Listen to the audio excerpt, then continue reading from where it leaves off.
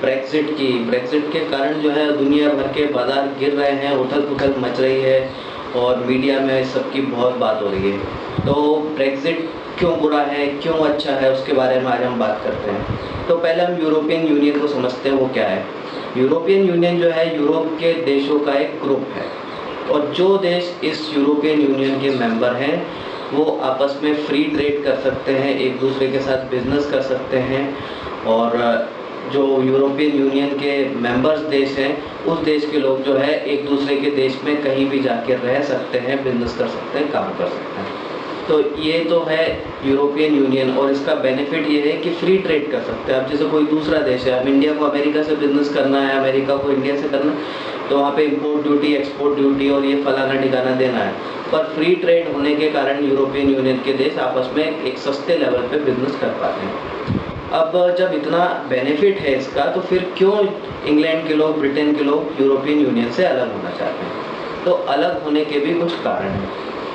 एक कारण तो सबसे बड़ा है, वो है इमिग्रेशन की प्रॉब्लम।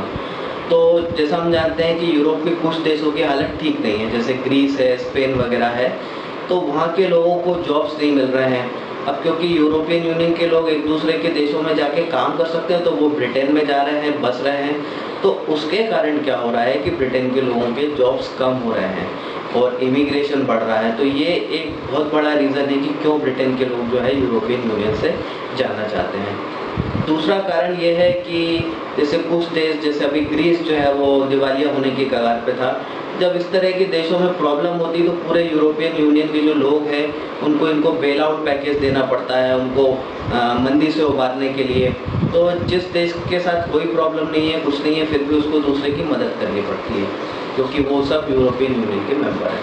तो इसके कारण भी जो है एक रीज़न है जिसके कारण ब्रिटेन के लोग अलग होना चाहते हैं। तब ये रेफरेंडम हुआ और ब्रिटेन के लोगों ने कहा कि हमें अलग हो जाना चाहिए।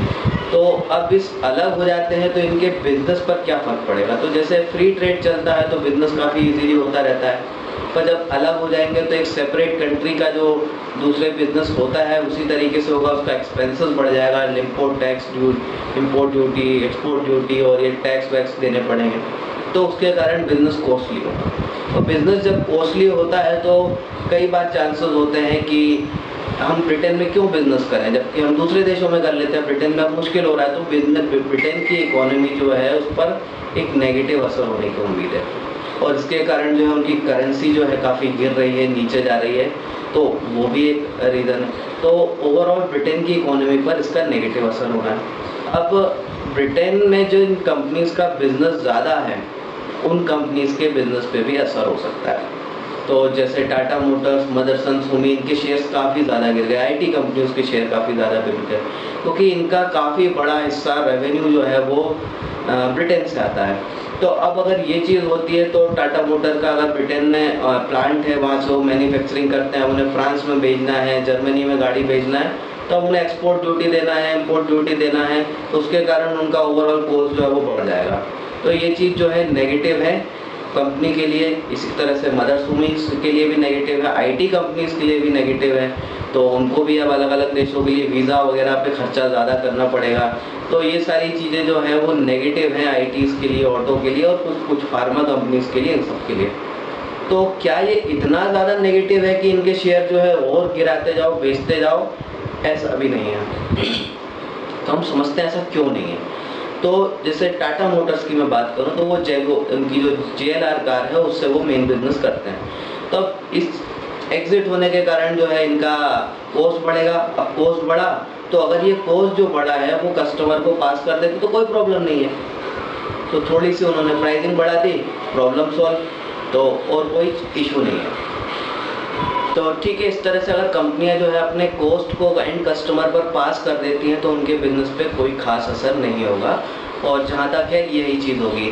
तो अगर ब्रेक्जिट के कारण जो है मार्केट गिर रहे हैं तो आपको उसका बेनिफिट उठाना चाहिए, ख़ास तौर पे उन सेक्टर्स में, उन कंपनीज में इन्वेस्ट करके जिनका इस ब्रेक्जिट से कोई लेना देना नहीं है।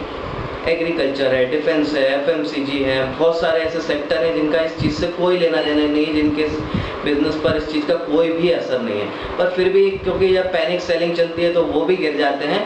तो ऐसे अच्छे सेक्टर, अच्छी क्वालिटी की कंपनीज में आपको अपॉर्चुनिटी देखनी चाहिए। ठीक है।